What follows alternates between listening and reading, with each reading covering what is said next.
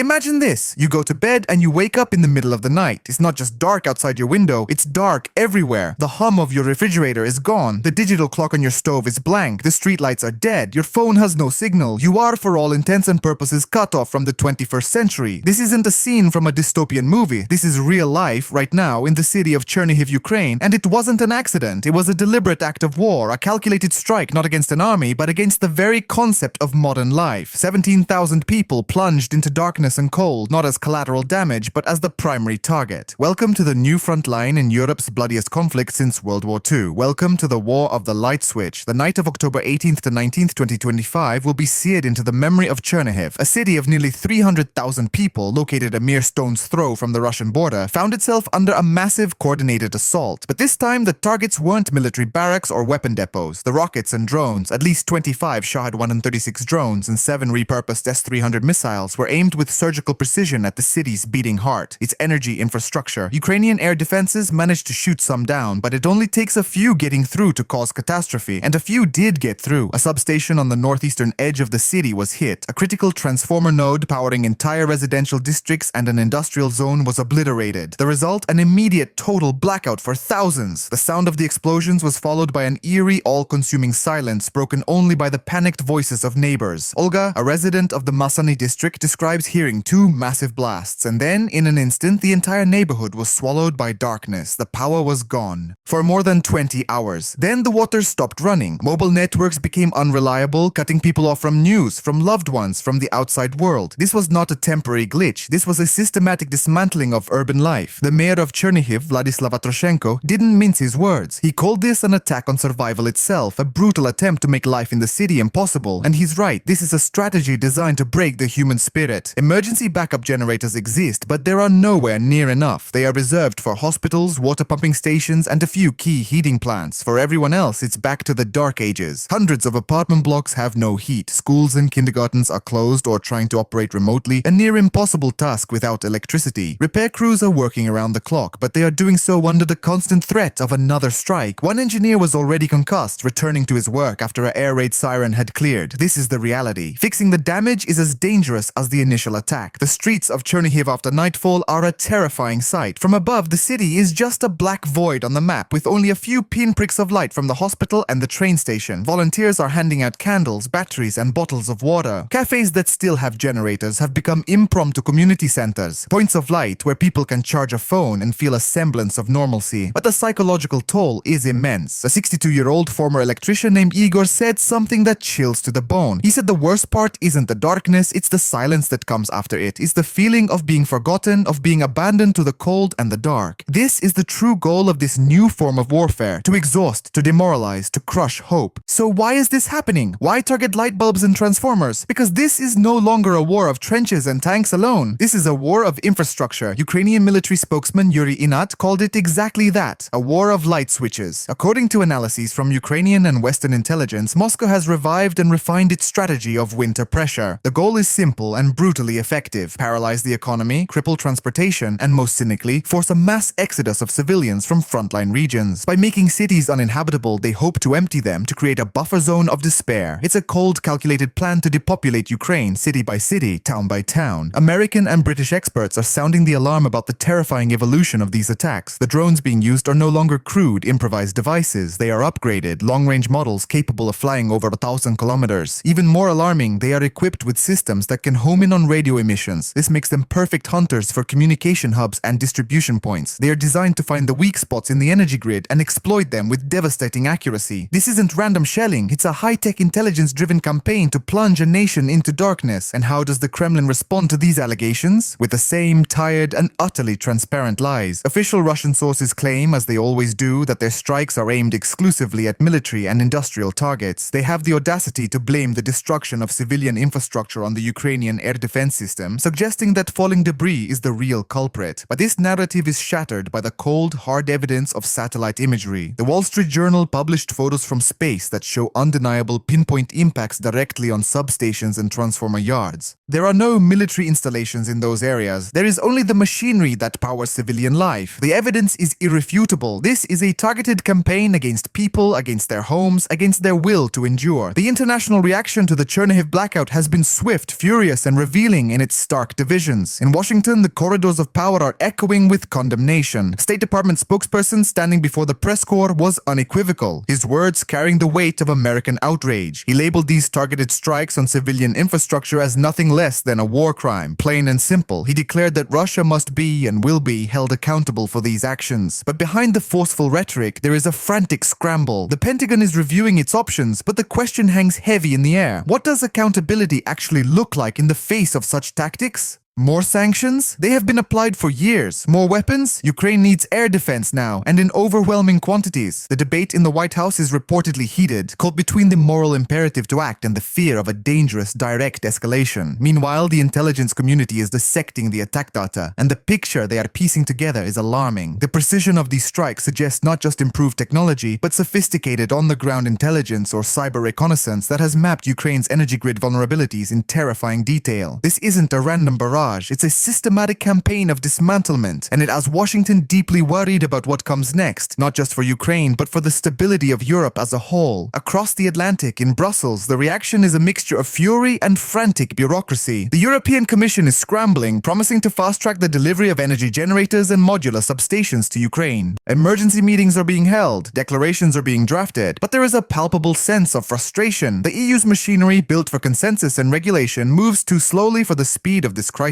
While bureaucrats debate procurement procedures and funding lines, the images from Chernihiv serve as a brutal reminder that people are suffering now. The delivery of 30 generators is a start, but it's a symbolic gesture against an avalanche of destruction. The real challenge is creating a coordinated, massive, and rapid pipeline of energy equipment that can withstand a winter of such attacks. This event has exposed a critical vulnerability in the European response: the lack of a pre-positioned strategic reserve of civilian infrastructure aid for exactly this kind of hybrid warfare scenario.